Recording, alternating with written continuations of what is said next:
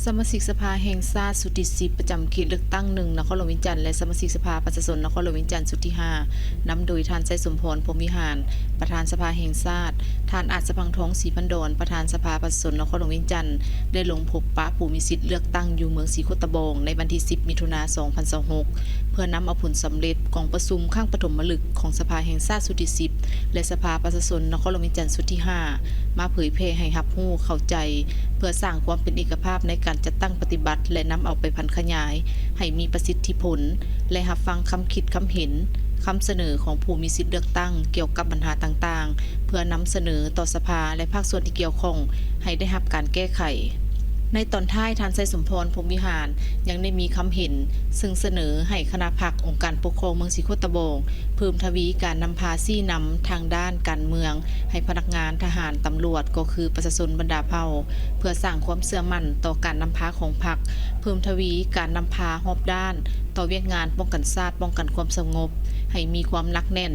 ยกสูงสติระวังตัวต่อการเคลื่อนไหวมั่งเพทำลายของอิทธิกำลังปรปักษ์ปรับปรุงสองกำลังให้มีความเข้มแข็งมีความจงรักภักดีต่อประชาชนต่อระบอบประชาธิปไตยประชาชน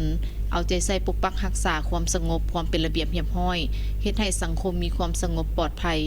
เป็นพื้นฐานให้แก่การพัฒนาเศรษฐกิจสังคมจากนั้นท่านประธานสภาแห่งชาติพร้อมด้วยคณะยังได้ลงพบปะประชาชนผู้มีสิทธิเลือกตั้งของบ้านโพนสมบูรณ์ที่ได้รับผลกระทบจากพายุหมักเห็บที่เกิดขึ้นอยู่เมืองศรีโคตะบองในระยะผ่านมาพร้อมทั้งมอบเครื่องช่วยเหลือให้ครอบครัวที่ทุกข์ยากขาดเขินจำนวน50ครอบครัวอยู่ในบ้านดังกล่าวซึ่งเครื่องช่วยเหลือประกอบมีข้าวสารเครื่องบริโภคและเงินรวมทั้งหมด271ล้านกีบโอกาสนี้ท่านศิริราช ธงสินทองเพ็งประธานคณะกรรมการปกครองนครหลวงวิจันทร์ก็ได้รายงานเหตุการณ์พายุหมักเห็บที่เกิดขึ้นอยู่2เมืองคือเมืองศรีโคตะบองและเมืองนาไซทองรวม18บ้าน 8,050 หลังคาเรือนรวมมูลค่าเสียหายด้านวัตถุและแรงงาน221ตื้อกีบสำหรับบ้านพูนสมบูรณ์มีทั้งหมด